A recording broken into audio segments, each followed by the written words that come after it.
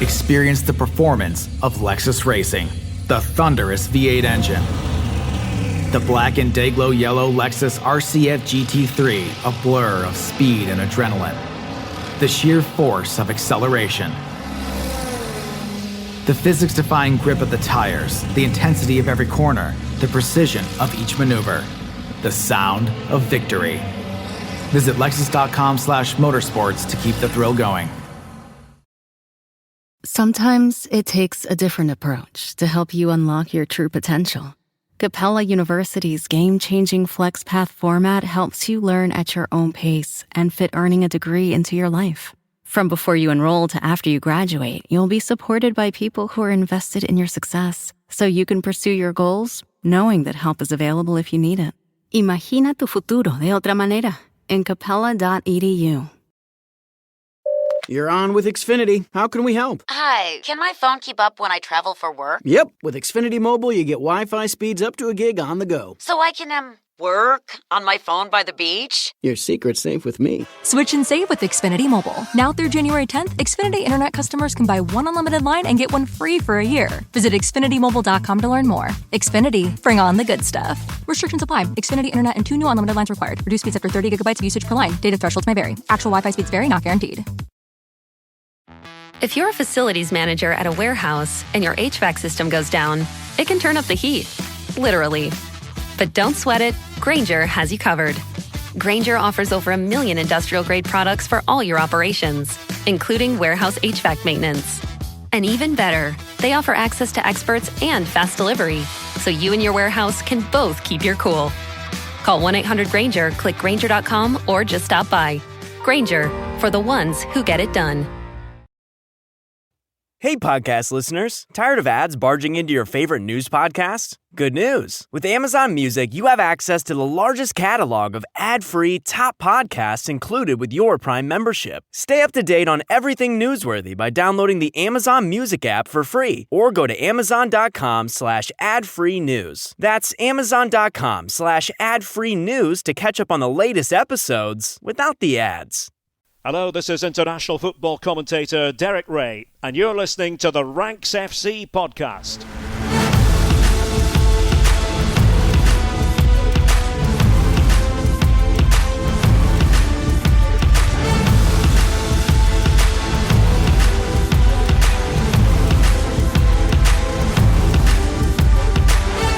Hello Ranks Squad and welcome to Ranks FC. This is your favourite football podcast and we're doing things a little bit differently this week with the return of the Champions League and of course the Champions League existing over 3 days for the first time ever. We're going to be just splitting our episodes up a little bit more this week. This is Champions League Takeaway, the first episode of the season. Those of you who've been with us a long time will know that over the last couple of seasons, we've done a Champions League Takeaway extra episode on a Wednesday night after the games that's come out straight after them with our reaction live to everything that's gone on in the Champions League over the course of the week. This week, with it being over 3 days, we thought we would do it twice. It was so nice. We had to do it twice. And we're going to be back on Thursday talking about the games on Wednesday and Thursday. That'll go out first or late night on Thursday night. And then, of course, there'll be a truth on Friday morning. So loads of content for you on the channel this week. My name's Jack Collins and I'll be your host today. And joining me across the water, watching the Champions League for the first time on Pacific time, Mr. Dean Jones. How you doing, mate? Hello, mate. Yeah, what a day I've had. Yeah, recording this at 2 p.m, and I've seen all the Champions League stuff and a little bit of Carabao Cup action along the way too. So yeah, it's been a busy day while the kids have been off at school. Quite nice in a way. I can do other bits of work while I'm watching the games, make some notes on what I'm seeing. Yeah, I've enjoyed it, mate. The day has barely begun, yet we've seen a lot. We have seen a lot. It's been a wild first night in many ways of the new Champions League format. This show is going to be split into 2 parts. We're going to do 3 games in each part. And then on Thursday's show, we'll do a segment each looking at Wednesday's and Thursday's games. So a little bit more of a deep dive, I suppose, on tonight's ones. And with them being the first games of this new format, I thought it was only fitting that we gave it the love and respect it deserves. And also, it's the only thing everyone's going to be talking about on a Wednesday morning. So we thought we would get in on the conversation section as well. Dean, you're going to take two of these games and I'm going to try and work us through the rest of them. And we're going to start this first segment off by talking about AC Milan 1, Liverpool 3 at San Siro. It was a little bit uncomfortable for Liverpool after the weekend that they had. We knew that Milan had been a bit all over the place, but a good win for Paulo Fonseca's men at the weekend over Venezia. So when Milan took the lead in this one, I was a little bit wary of what everything might look like, but Liverpool pulled through. Well, when Liverpool play against AC Milan, they have to force a comeback, right? It wouldn't be right if they didn't. And Arne Slot knows his history, mate. He knows how to get these fans on board. You go to play AC Milan in Europe, you got to have a bit of a narrative to it. So he let them go 1-0 up early doors and thought, yep, I can get on board with the past here at Liverpool, and he did exactly that.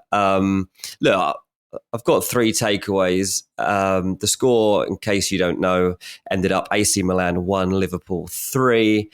The big takeaway, really, in terms of how the game ended up the way it did, came down to set pieces. We're seeing a lot about set pieces at the moment. Obviously, in the Premier League, there was all the Tottenham stuff at the weekend, and there's a lot of talk about all the teams that are taking on set piece coaches. And after Liverpool fall behind here, go 1-0 down, don't play very well, to be honest, in the opening stages of this game, and it looks a little bit worrying. But they survived that poor start, and Milan allowed them to do that. First one comes from a free kick. Trent, it's like a pitching wedge, really, the cross. He kind of manages to get the ball up and down, and Konate heads it in from very close range. Now, you cannot give Konate or Van Dijk any space to allow them to get above you or have any run and jump on you, right? If you're defending against Liverpool from a set piece. But not only did AC Milan do it once, but they did it twice. Konate was first to head home from that free kick. And then for Liverpool to go in front, they score from a second. A corner comes in. Van Dijk's 3 yards out, should not be allowed to head it from the position that he's standing in, nods it in. It's one of the most basic things I've ever seen in Champions League football. And unfortunately, I have to point the finger of blame at the goalkeeper. Mike Maignan is rooted to his spot on both occasions. And it's pretty disappointing. He didn't have a particularly bad game overall. I mean, it was a bad day for him because he ends up actually being substituted after the break, Maignan. And they end up having to bring on a 19-year-old goalkeeper, Lorenzo Torriani, for his into a Champions League cauldron against Liverpool, which you don't want. Maignan leaves the pitch in the second half with his head buried in his shirt. Actually, just after he'd made a very good save, to be fair, from Jota. But I'm afraid, as far as I can see it, Maignan is to blame for the fact that Liverpool were able to turn the game on its head and put themselves in command. So, yeah, very basic stuff, really, mate. And you can't be doing that from an AC Milan perspective in the Champions League against one of the best teams in the Champions League. So that made things more difficult for them. I'll go straight on to point two, which, to be honest, is that Milan stars often don't all turn up, right, on the same night. And Pulisic did. I don't feel like any of his supporting cast really did enough. Pulisic did score the opening goal in this game. So well done, American superstar Christian Pulisic. It's 3 goals in 5 games now for him this season. It was a poor moment from Liverpool. Tsimikas is caught out of position. Liverpool can't cover the gap that he's left. Milan absolutely exposed that problem that they've had open up. It's a very easy goal in the end. But Pulisic, to be fair, still has a lot of work to do and does really well to bury it. It was a show of how vulnerable this Liverpool team can be on the turn.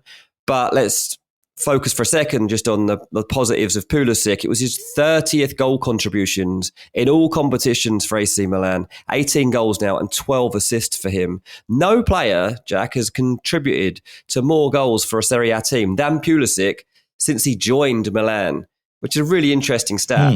This is a guy, obviously, that's been desperate to find himself a home, desperate to find himself somewhere to properly live up to his potential. And it's looking like Pulisic does have that home now in Milan. It's his 9th Champions League goal. And it's just a really good sign of promise for Christian Pulisic. As I say, I feel like he was a bit let down on the night. There was not enough big performances from AC Milan, and they end up going from an early 1-0 lead to lose the game 3-1. It wasn't good enough. Leao almost scored right at the death to kind of give them something to hang on to, but again, just didn't manage to get it in. So Leao continues, I guess, to flatter to deceive, if you like. I mean, he's an unbelievable footballer, and you get moments from Leao like the other day in Serie A when he produces that outrageous assist, pass for the assist, I guess, but it's an outrageous pass that Leao comes out with the other day, like a pirouette backflip or back flick or something. I don't know. Unbelievable. But there was none of that here, mate. And I guess just to leave you on this one with something, it's that Liverpool have got this Champions League pedigree already, but there were 3 displays from Liverpool players that really stood out for me for different reasons, and it was Szoboszlai, Gravenberch and Cody Gakpo.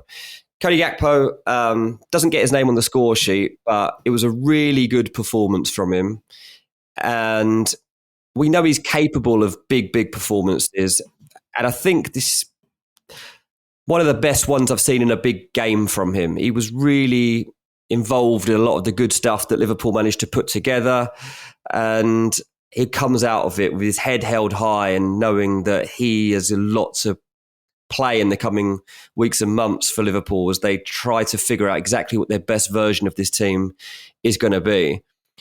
Now, Gravenberch and Szoboszlai gives them something different. Gravenberch is kind of fixing this problem that they were left with when they failed to sign Zubimendi, right? So that was a big disappointment for them. There was a sign there for 2 or 3 days that they were going to get Zubimendi, and then it doesn't happen. He doesn't want to rattle things at Real Sociedad or whatever it ends up happening. He doesn't leave. And Liverpool are left with a problem because they decide, actually, we're not going to just rush out and sign anyone now. We're not just going to sign someone for the sake of it. And so they need somebody to fill this void. And Gravenberch, not really a natural DM, if you like, really started to find his feet in this role, mate. I thought he had a really good game. There was one moment in particular around the 70-minute mark when I think it's Konate gets tied up in knots down the flank. I think it's Leao. And there's a great recovery from Gravenberch because he comes in and makes a great block as he's trying to switch it back in across the 6-yard box, which could easily have led to AC Milan getting back into the game at a dangerous time. So full credit to Gravenberch for the way that he is helping Liverpool through that problematic area. And as for Szoboszlai, well, this was a big game for him. He's got a Champions League goal now for Liverpool. We know he's got Champions League pedigree already from his past clubs. This was his 8th goal, I think, in 26 Champions League games. It's a really nice goal from Liverpool, the way that it all builds up. It's a counter-attack. Actually, I think it was Gravenberch that started things off with a really nice ball out from deep. And it goes out to Gakpo, and it's Szoboszlai that ends up guiding the ball in off the far post. It's a crucial moment, and these are the moments you want to see more of from Szoboszlai. And these are the moments you're expecting to see more of from this guy, and I think we will be seeing more of. I have to be honest, till that moment, it was feeling a bit fragile for Liverpool. It was a good performance, and it was 2-1, and it deserved to be 2-1 because they came through those early stages that I talked about. But they needed that third goal. They really did. So a big takeaway for me is that those 3 players are going to be key because I don't think you consider Liverpool as favourites as such for a Champions League, but they're kind of in between being a favourite and a dark horse. They should be in that favourites category because of the amount of times they've actually managed to do it. But given the transition they're in, changing managers, where they've been at over the past year or so, they're kind of on the cusp of being a favourite, right? So I think that they've shown traits here show that they will be one of the better teams in this competition. Yeah, I mean, it's interesting actually thinking about that as a kind of more general topic. And I'm sure over the weeks and months to come, we'll have more discussions about the Champions League format. We're got to let it see it play out first, and before we really make any snap judgments on it. But there is this kind of weird sense, and I think, having talked to people tonight, there is a sense that people are a bit confused, I suppose, about what this was and what the games tonight felt like. And they were like, a lot of them feel like training exercises. Now, this might not have been the point with this Milan-Liverpool game, which was kind of the big fixture of the first day, right? Obviously, rerun of the 2005 final, 2007 final. It has a lot of pedigree in it as a game. But there was this kind of sense of like, what's the jeopardy? Because if you've got 8 games and you lose the first one, you win your next 7, you're absolutely fine. So there is that kind of sense of we're not quite sure how important everything is yet.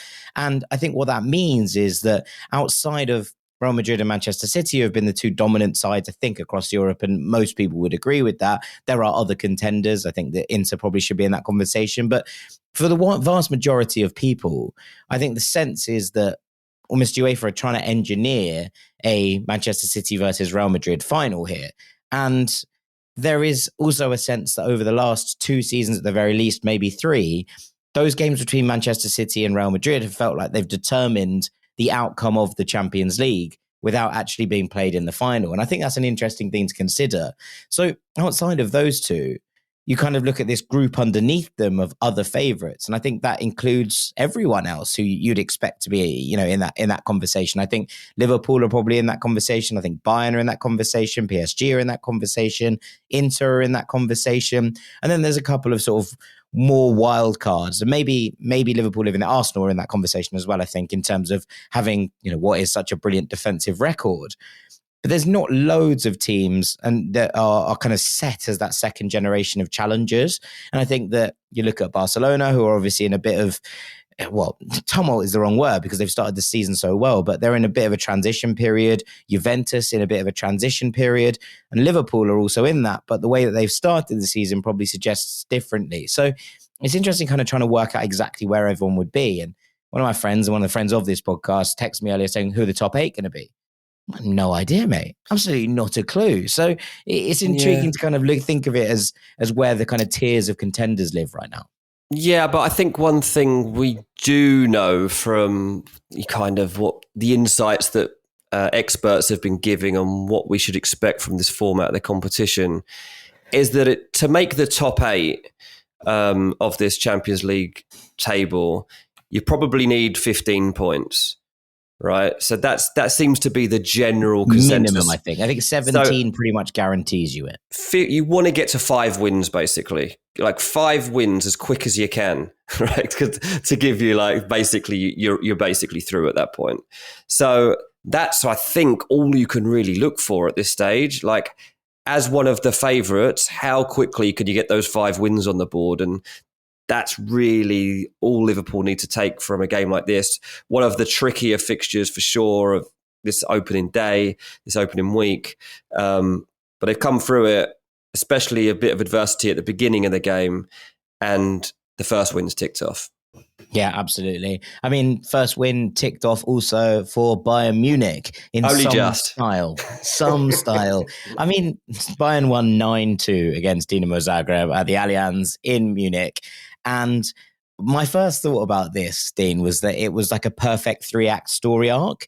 Good to see the scripting gods are still on the basics. The first half was so easy for Bayern. They were 3-0 up at halftime that this threatened to kind of drop into obscurity.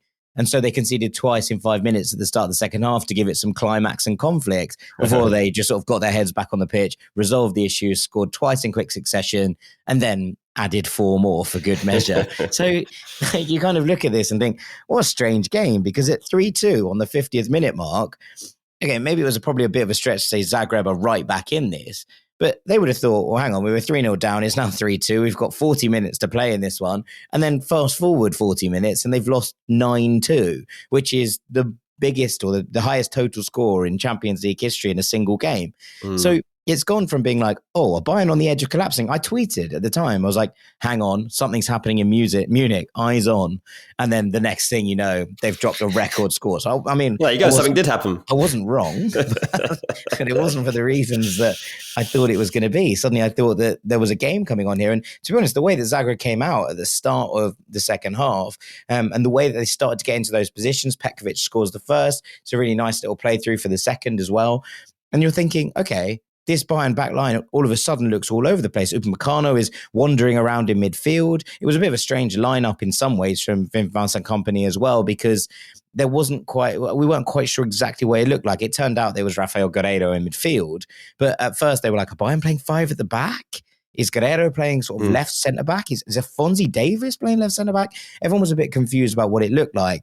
I mean, the first half, there was such feeble opposition from a Zagreb perspective that Bayern waltzed into a 3-0 lead. They had a couple more chalked off for offside, and that continued through the entire game. I mean, I think Bayern put the ball in the back of the net 11 times tonight, and that's really quite saying something. But this real sense about Bayern that, you know, we were talking about them on 5x5 last week. We've talked about them in a variety of ways, that they have not yet beaten anyone that you wouldn't expect Bayern to be beating, even last season where they weren't at their very best. And there were games where they dropped points to beat teams that they would have expected to beat. But generally, you kind of look at their fixtures so far, their results so far, and you're thinking, okay, we're still yet to see you have a test. There was a test here because they had that moment where they thought they might implode. And watching that, and obviously Manuel Neuer goes off at half time because he gets a head injury, and Sven Ulreich comes on, and 5 minutes later they've conceded twice after being in complete control of this game. And you're thinking, oh no. And look, I think a team with a weaker mentality, and also this, you know, props to Vincent Kompany here, because when you're looking at this, you're thinking, well, what did he take over in the summer? He took over a team that were probably pretty shell-shocked from not just not winning the Bundesliga last year, but not winning anything, and not just coming second, but coming third in the Bundesliga, and actually succumbing to Stuttgart in the later kind of days of the season. So when you're putting all that together, you can imagine that there could be a fragility around the Bayern mentality, that as soon as things started to not go their way, then maybe it wouldn't work out. But that clearly doesn't seem to be the case. Now, again, they will come up against tougher opposition than Dinamo Zagreb over the next couple of weeks. And even Dinamo Zagreb at the Maximir are a different proposition to what they are away from home. This was not anything like any of the Dinamo Zagreb that we've caught bits of over the start of this season. Martin Baturina, who's the heir to Luka Modric in many ways, in inverted commas, and is very much the kind of crown jewel of Croatian football, I think, right now, really didn't get on the ball, had no chance to influence proceedings here. Bayern completely and utterly had this by the scruff of the neck for 85 minutes of the game. But the fact that they did have to deal with that sort of mild inconvenience of conceding twice in quick succession, and obviously the Dinamo fans going absolutely mad in the corner with the big banners, and there was a lot that had travelled. So a fair play for them for making the journey. But, you know, I think that what we've learned from Bayern tonight, and perhaps, you know, takeaways here, are actually just that this mentality has started to influence the side, and that if there were questions about what Kompany's influence has been and the culture that he's tried to bring back to the club, some of those things were answered, I think, this evening. Yeah, it's interesting, isn't it? They kind of have to just set their own standards, Bayern Munich, for each game, and just set their own aims and objectives and complete them, basically. I mean, Holstein Kiel last weekend, obviously expected to be battered. They go and do it. Today, I mean, I wasn't expecting a scoreline to that extent, but obviously it's a fixture you're expected to win by a clear amount of goals, and they've gone above and beyond the game to do it. But also, goal difference could be important. It's something we didn't really mention, but goal difference actually may well come into play here, because there are probably going to be quite a lot of teams on the same kind of points when it comes to the end of it. And you know what? That 7 goals in the opening day might be the difference between finishing 8th or 9th. Now, it might not be for Bayern, but for certain teams, I think that actually finishing in those spaces, or, you know, the difference between finishing 3 places higher up in the seeding system, this is all going to matter in the long term. And that's the good thing about the seeding system. You can have your problems with it, but the good thing means that there is more riding on this group stage than perhaps would have been if it was just a straight kind of draw afterwards for the teams that fit in certain positions. Yeah, absolutely. Now, I haven't actually seen this 9-2 win yet, but the one thing that jumps out at me, Jack, is that Harry Kane scored 3 penalties. A hat-trick of penalties is a pretty rare thing in football. I don't know if I've ever seen the same player score 3 penalties in a game. Usually, actually, you'd end up passing one of them over, right? But Harry Kane is an absolute goal monster at this stage. He's like, absolutely, I'm getting that golden boot again this season. In fact, I'm going to, Mbappe might have gone to Real Madrid, whatever. Haaland might be doing his thing at Man City. I'm going to outscore you all. And he's bagged a hat-trick at the weekend for today. But, mate, 3 penalties is like unreal. Like, I don't think I've seen it. Do you know what's really funny in that it didn't, until you just mentioned it, obviously I knew that he scored 3 penalties, but it hadn't really registered in my head. I think it's because obviously he scored a goal from open play as well, so it wasn't the hat-trick goal. But also, there were so many goals going in left, right and centre that you kind of forgot about it. The other thing is that Elise had just gone off. And I do think that if Michael Elise had still been on the pitch, then Harry Kane might have given him the ball for that to complete his own hat-trick because he was on a hat-trick himself at that point, but he'd been substituted. So Kane was like, fine then, I guess I'll score again. I like that he put his first 2 penalties to the same place and then switched the third one up. Did he do that? Yeah, because that's what I was thinking. I was like, what would you do with the third one? Because it's quite typical that a player like Harry Kane would stick 2 in the same spot, one after the other.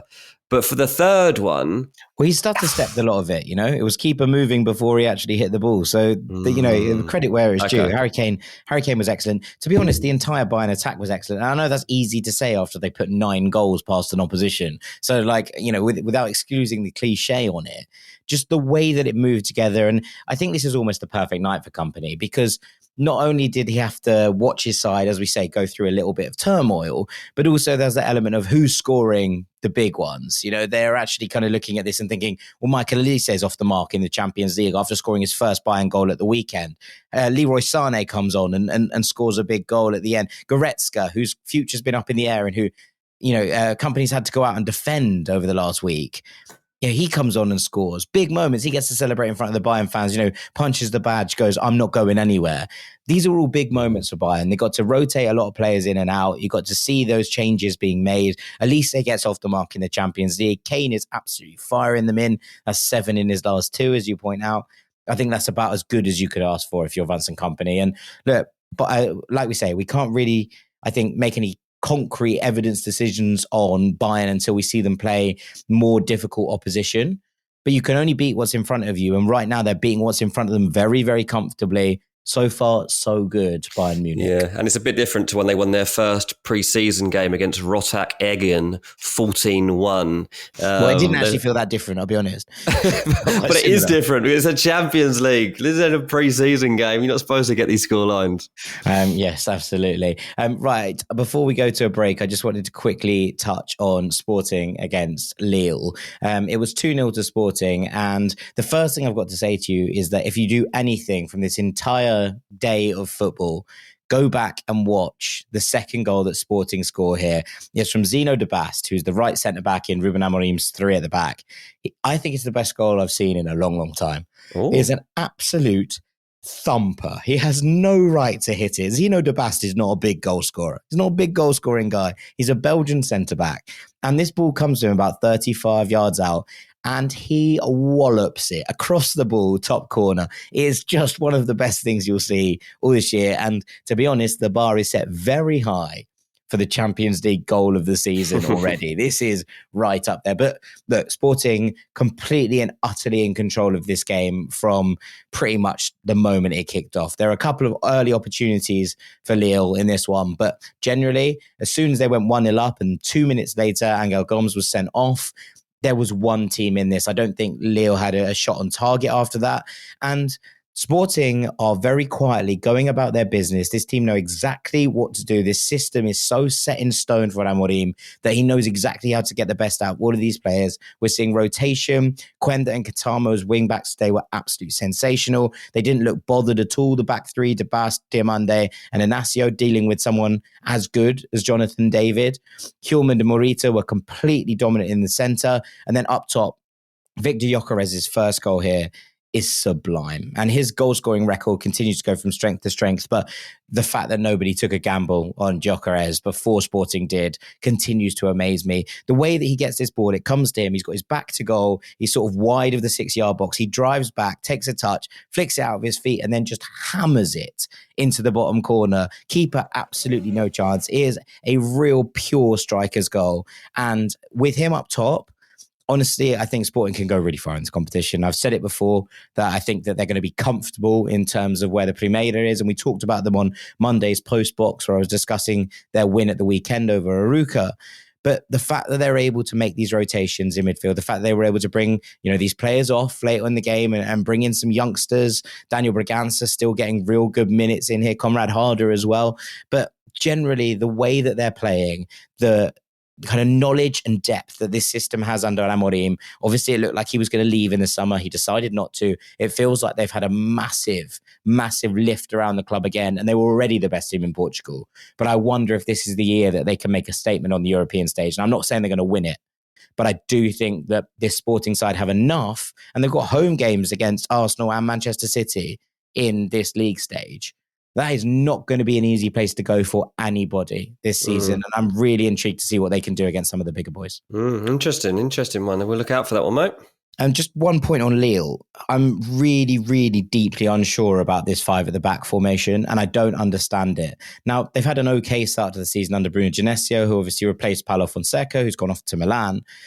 Genesio with Rennes over the last year and a half, he took that job. He started in 2021. I think he finished in 2023 in sort of November. So almost a year ago now. And he had a couple of months off.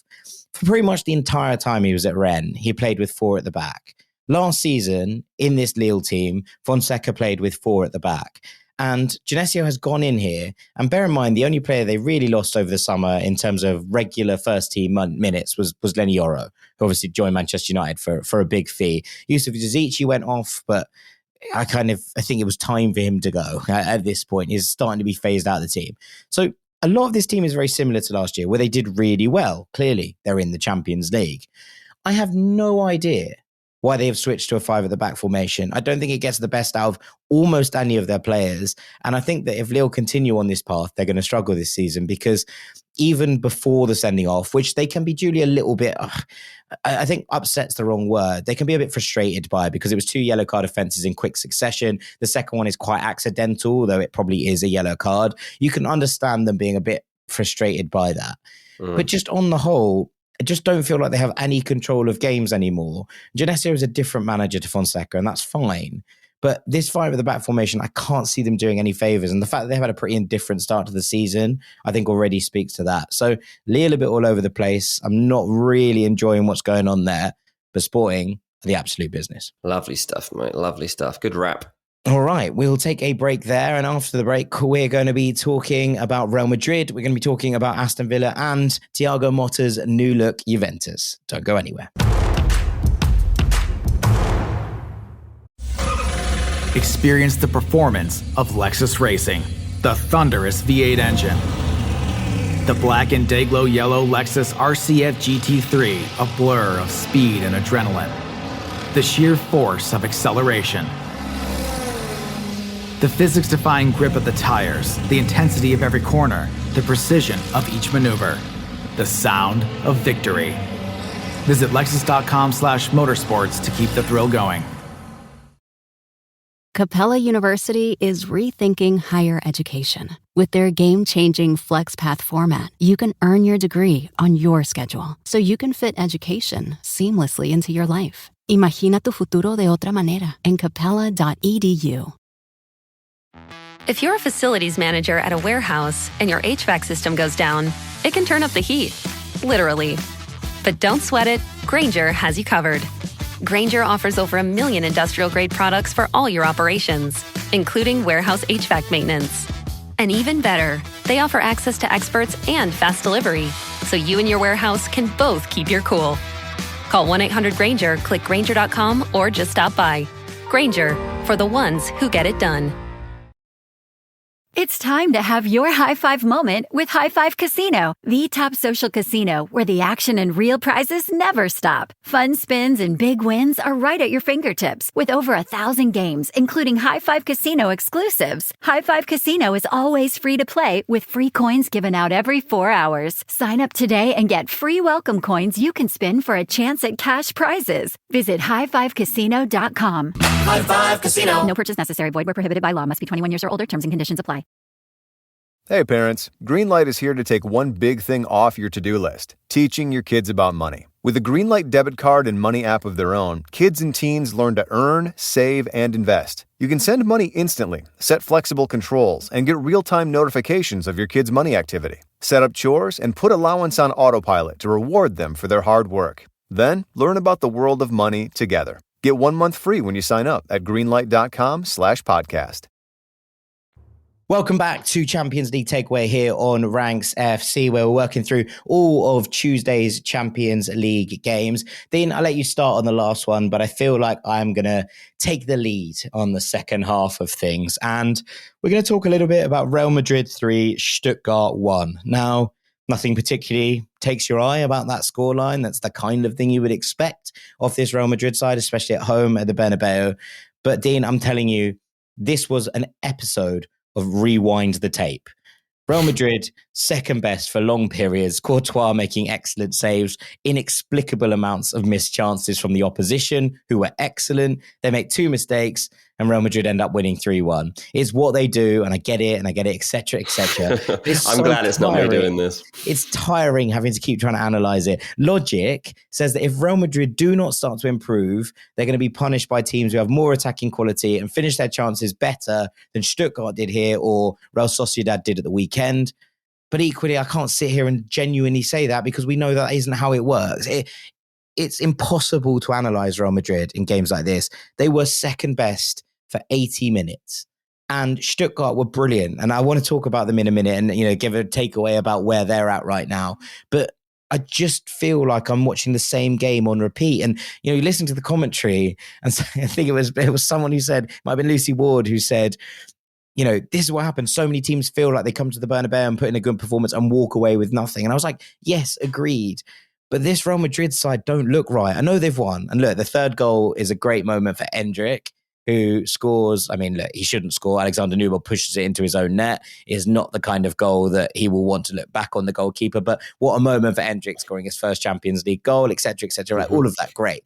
But Real Madrid don't look like they have any control in games. There's a great pass from Tchouameni for the first goal, which is just after the break. But how Stuttgart didn't go in winning, I will never know. And then you just get this period where you're like, well, there it is then. As soon as Real Madrid go 1-0 up, you're like, okay, they'll be fine now. They'll win 2-0. And instead they go back to it and they concede. And you're like, well, that's no more than Stuttgart deserve. And then finally, a bit like you said with Van Dijk and Liverpool earlier, the goal that Stuttgart eventually conceded is Modric just chipping the ball into the box from a corner. And Antonio Rudiger just rises highest and nods it home. And therefore the game's ended. Stuttgart push everyone forward to try and get an equaliser and end up conceding on the counter. Fine. But it's just so difficult to look at it and think, how can this Real Madrid side go on and be recognised as the best side in Europe again? And yet we're just starting all over. We're just doing this again. Yeah, it just doesn't matter. It just doesn't matter. I mean, I've started to say recently that I'm convinced Mbappe ends up on 40 goals. I feel like what Bellingham said last season about playing off the cuff perhaps becomes something we have to keep remembering even more once we're seeing Vinny and Mbappe starting to swap positions a little bit. And I haven't seen this game, but when I was watching the scores drop, obviously, throughout the game that I was watching, I had an eye on this one because part of me did expect this to be a bit of a blitz tonight. And I thought, you know what, I could see Madrid winning this one 3 or 4-0. So when it suddenly went 1-1 and there's only like 20 minutes left, I was like, oh, that ain't good, because I can see, without even seeing the game, that doesn't feel right to me, because that could quite easily now go the other way.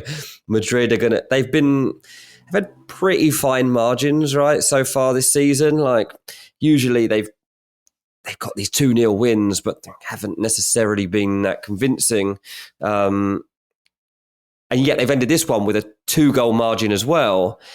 And it's because they've scored, an 83rd minute goal and won an injury time from Endrick. So you can't analyse it, mate. It's pointless. As I said, Ancelotti doesn't really have a set structure or philosophy to how he wins things. He just wins things. So they are a team that nobody, and I mean this, can analyse properly. Nobody can. And you can't predict things properly because they will slip up at times when it's possibly not expected. But equally, they'll probably win the Champions League. So a really difficult one. But I like the fact that Endrick got that goal. Like he's getting a few goals that are actually really, really important to him in these early stages of his Madrid career. Yeah, he's also getting important minutes, and I was a bit worried about how many minutes he was actually going to end up getting, especially with the strikers and the wingers rotating. But I think that he will benefit from some of these injuries across the team because he's the one that's going to look to come on late in games and to actually try and play on the counter, especially if teams are trying to get back in games against Madrid. There's going to be those opportunities for him. And look, he probably should pass here, but he shoots. And that's the eye for goal he's got at such a young age. And that's so exciting from a Real Madrid perspective. I will say this, though, and I know, and I actually buy into all of what you're saying, and I buy the off-the-cuff thing, and I get it. And I understand that they don't need to be great to win. But I do think that they are deeply, deeply missing Toni Kroos. I think they are really struggling to get a control on games that, yes, there were periods where Madrid felt a bit all over the place last season. Those periods are far more extended than they have been watching them in reasons. I think they're top heavy. At this game, obviously, we saw Lucas Vazquez play right back and Dani Carvajal play centre back. They look incredibly light as centre back. And I think that those are legitimate concerns that there isn't enough depth in the centre-back position for Real Madrid to carry out the season with. If Jesus Vallejo starts playing, then people are going to look to take advantage of him. And look, Dennis Undav is the player that comes up with the goal from Stuttgart at this point. If this is the Stuttgart side of last year, with Valdemar Anton and Hiroki Ito and Sergio Girassi up top, I think they win this game. And so the question marks remain from a Real Madrid perspective. Yes, they're off the mark. Yeah, they've ended up with a 2-goal margin, all of these things. But all of the questions I have about their opening season performances haven't gone away. It's going to take time. I'm not suggesting that it isn't. But I think Jude Bellingham looks a bit confused as to what his new position is supposed to be. He's no longer allowed to sort of break beyond the striker and make those runs that saw him have such wonderful goal-scoring form last season. There are still these elements between Vinny and Mbappe that they look like they're getting in each other's way. Weirdly, I actually quite like the connection between Rodrigo and Mbappe. And there were moments here where the two of them looked like they were connecting, especially for the goal, which maybe should be cut out by Mittelstadt, but it's a really good ball from Tchouaméni. But I do think that Real Madrid have lost some control and they've lost a bit of balance in this team. And whilst I trust Carlo to fix it, for me, this team doesn't look as good as it was last year, and it's going to take something new to turn that around right now. Yeah, obviously they have had that problem with connecting all the pieces of their play from the back to the front, and they will have to go into the transfer market again next summer, and I think they'll probably have quite a big one. I think a central midfielder, a centre-back and a full-back are all going to be on the cards, and they're going to sign significant players in those areas too. I think it's unavoidable, to be honest with you, at this point. So it'll be interesting. But also Valverde, what his role is going to be across this season will be interesting too if they continue to have problems in the midfield, because he might have to be that guy that connects the dots. Sure, but he's not a controller in the same way. He's not, Toni no, Kroos but that's kind was. of what he's having to kind of be. He's a brilliant footballer and he can do lots and lots of different things well, but I don't think you're asking him to do that. Like, my takeaway is that Real Madrid look a bit like PSG. When in their kind of Galactico era, they look a little bit disconnected. They look very top heavy. They look like the balance isn't there. They haven't spent enough money on defense. And ultimately, I know this sounds ridiculous, but I don't think you can look at them and be like, they're the favourites to win the Champions League this year at this point. But maybe they will be maybe they will be in 3 weeks' time. You know, like I do think this can change quite quickly. I think that right now it'll be disingenuous to say that Real Madrid look like the best team in Europe. And I know they don't always. They never do. That's the thing. But, they never have to. And that's part of the problem for everybody else, is that you think that it's a season when there's an opportunity and then turns out there's not. Yeah, I mean, look, Sheriff beat them once at the Bernabeu and they still did their bit. So it is what it is, right? But look, just before we go and before we move on, real positives for Stuttgart here. They were bright. They made things happen. They just need to find a little bit of that killer instinct and cut out the mistakes. And look, as I said, a really tough summer for them. They lose their first choice centre-back pairing, one to Dortmund, one to Bayern in Ito and Anton. And then they lose Girassi to Dortmund as well, their top scorer from last year. Very, very difficult to replace those players. But Sebi Hoeneß has stuck around, and I think that's massive. He came out, he was bright. He was really, really on it with their game plan today. They looked like they knew how to get in Madrid's faces. Has it worked out? No, but they're going to face a lot of teams that are worse than this Real Madrid side. They're going to face a lot of teams in this competition that they will look at and think, wow, we've got our one away game at our biggest seed out of the way first time, and we've given a massively good account of ourselves. How do we kick on from here? They haven't been great in the Bundesliga so far, but I do think that there's enough in that team. I think that they've replaced relatively well given the circumstances. I think they're going to give a couple of teams a really, really good game. So I would be optimistic if I was a Stuttgart fan. Very good, very good. That's what they need after that. Right. Do you want to move us on to Aston Villa, who won 3-0 in Bern at Young Boys? Yeah, absolutely. I mean, it was the perfect start to their life in the Champions League. Villa fans would have been relishing this day when their players were lining up and they listened to that Champions League anthem.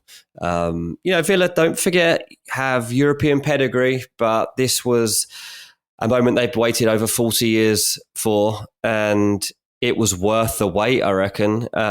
It was probably the perfect opposition, to be honest with you, because Young Boys, turns out, aren't very good. But we'll get onto that in a minute, because the top line is that Yuri Tielemans moved for a reason and it is paying off. When he was at Leicester, I remember talking to somebody about what was going wrong for him and what they saw for him. And there was this moment when him and Brendan Rodgers were having issues because Yuri Tielemans felt like he was a Champions League footballer and he should be getting a really big transfer and was worthy of it.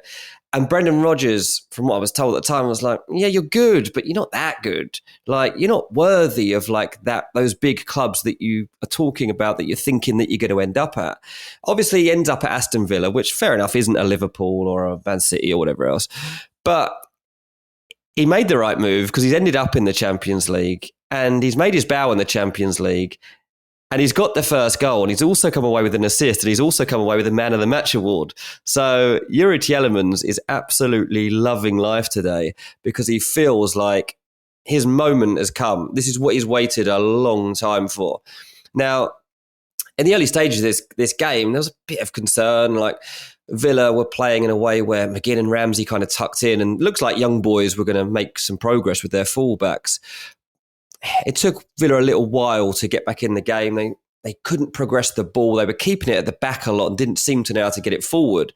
And then suddenly, on like the 25th minute or something, Emi Martinez just decides to throw a 60-yard pass forwards. And suddenly it ends with McGinn trying to stick one in pretty much the top corner. It didn't work out quite, but suddenly they'd mixed things up.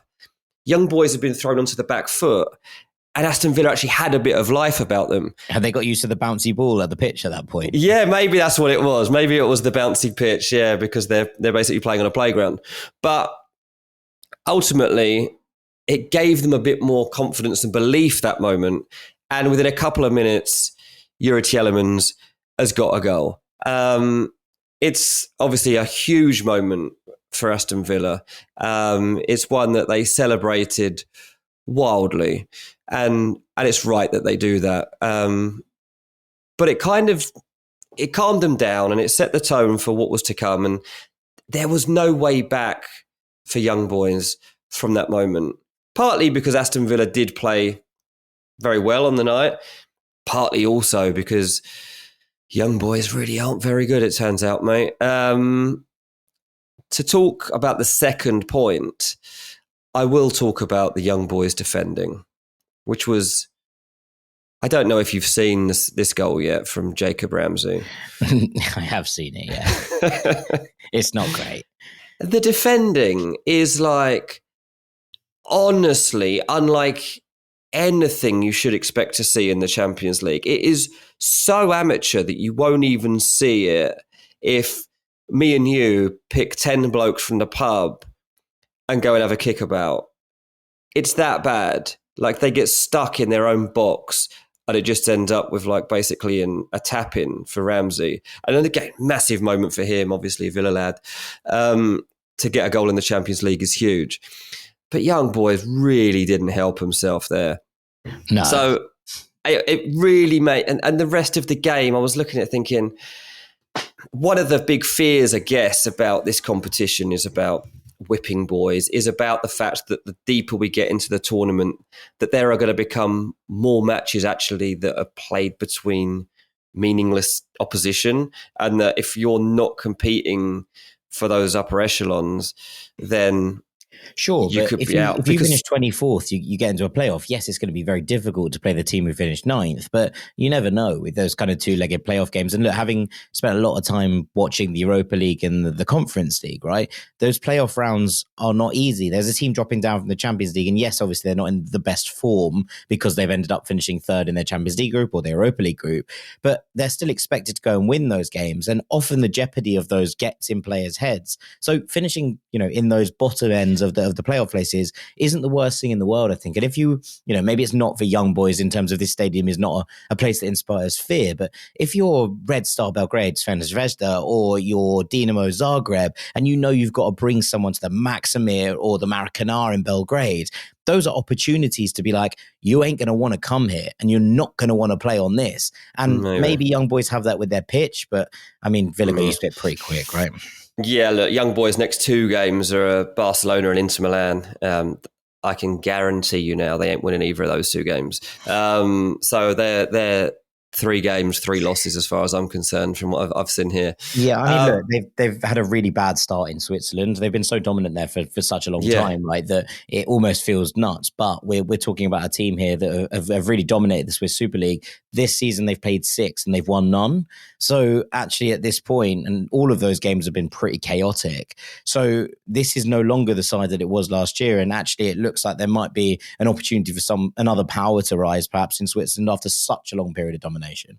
Yeah, I will say that they almost scored one of the best goals you've ever seen in your life. Collie, he hit one. It must have been 90 miles an hour. It went just over the bar. I'll tell you what, it would have been an absolute banger. So slightly disappointed for him that didn't hit the net. The last thing I really want to finish on here for Villa is John Duran versus Ollie Watkins and the stupid disallowed goals. Now, Watkins should have had a goal. Feels he should have had a goal. It was ruled out. John Duran really thought he should have had a goal. That one, the Watkins one. Sorry? Felt a bit harsh, the Watkins one, the handball that you couldn't really see. Yeah. And I don't know if you've seen the Duran one, but the handball happens. Onana handballs it like way before. Like the handball is this like, how far are we going to take play back to look for a handball? This is surely as far as you can go back on a tape to block it. He did handball it, but it was so obvious at the time that should have been given as a free kick in real time. And if it's not, that moment is not significant enough in the build-up that it should stop what then happens however many passes later when Duran scores with a brilliant finish. And obviously Duran being Duran, he doesn't celebrate quietly, right? He's out there giving it the big one like he is on stage and a showman. He is a showman. But what I'm really interested in, mate, despite the fact that both of these guys had disallowed goals, is that Ollie Watkins comes off, Duran comes on, Ollie Watkins has ice on his ankle, right? I don't know, probably a precaution. Watkins didn't seem that concerned. He's kind of just sat there with it up. But I'm like, do you know what? If Duran takes Ollie Watkins' spot, I don't know if he's going to get it straight back. Because Duran is seriously making a claim for starting in this Villa team. He is really, really living up to the hype that he built himself over the summer. And I'm actually really intrigued as to the moment that he does get his start ahead of Watkins, if it works out. Now, somebody asked us on Patreon the other day, like, is there a world where these two can start together? And I can't see it. But it might be something that Emery's got to try and get his head around at some point if it can work, because otherwise he's going to be left with a headache as to how you keep these two guys happy. It's probably the best problem you could have at a football club is two guys. If it's still a problem, yeah, because they've got egos and they've got expectations and they want to be out there eating up those big moments. To be honest, Watkins isn't eating up those big moments at the moment. I'm not saying he's playing badly, but he dragged another one wide in this game that he probably should have scored. And Duran, as we know, will fancy that he will score any chance that comes his way. And I think the pressure's starting to build here for him to get the nod. So, yeah, look, a 3-0 win. Onana gets on the score sheet as well. Again, he moved to Aston Villa because he wanted not just regular football, but Champions League football. Loves goals now, apparently. Never loved goals. Yeah, loves goals. Arsenal, there was some real talk at one point about him going there. It was made pretty clear to him that he wouldn't be guaranteed games if that was the move that both parties looked to pursue. And he didn't really like that, from what I understand. He wanted pretty much a promise of game time. And, well, I don't think anyone can actually give you that. Villa was as close as he could get to in terms of that regularity of play and playing at this level. And he's doing really well. Yeah, absolutely. 100%. Nice to see some of those players who are in that rotation start to rear their head for Villa. As you say, a good problem for Emery to have. Just want to finish by talking quickly about Juventus, who won 3-1 against PSV. Big moment for Juve, because obviously there is this spell where you go through this kind of, you have 2 games where you don't score a goal. And after a really good start, people are starting to grumble a little bit. And then Kenan Yildiz does this, right? So Kenan Yildiz has spoken about the fact when he got the 10 shirt for Juventus, he spoke about the fact that his hero is Alessandro Del Piero, right? Yeah. Well, tonight he scored a goal that Alessandro Del Piero would have been very, very proud of. He couldn't have scored it, Jack. He couldn't have scored it. I don't know. I don't know about that. I'm not going to sit here and talk about Del P like that. But I mean, look, that's how you put pace to that kind of goal drought, and you start your club off on an absolute flight. And just an amazing night. Obviously, he became Juve's youngest scorer in the Champions League. He was incredible. And what I loved about him tonight was the way that he drifted off his wing and the way that Tejan Koopmeiners, who, has come into this side, as there's been a couple of question marks about quite where he fits. If Yildiz is going to play as a 10, it's a position that Tejan Koopmeiners took up quite a lot last season for Atalanta. We know that there's been reinforcements deeper in the midfield as well, and some more players playing really, really well for Juve there. We've seen that Douglas Luiz has obviously done a really good job, and Locatelli's come in there. We've got Kevin Thuram in there.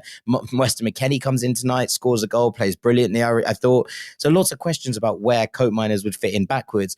The way that he drifted out to the wing in order to allow Yildiz to cut inside and be the best version of himself, I think is a massive string to his bow and a massive reason why this might work from a Juve perspective, from trying to get whoever's in the 10. Koopmeiners played a lot of different roles tonight, and that really did allow Yildiz the freedom to do the things that he needed to do.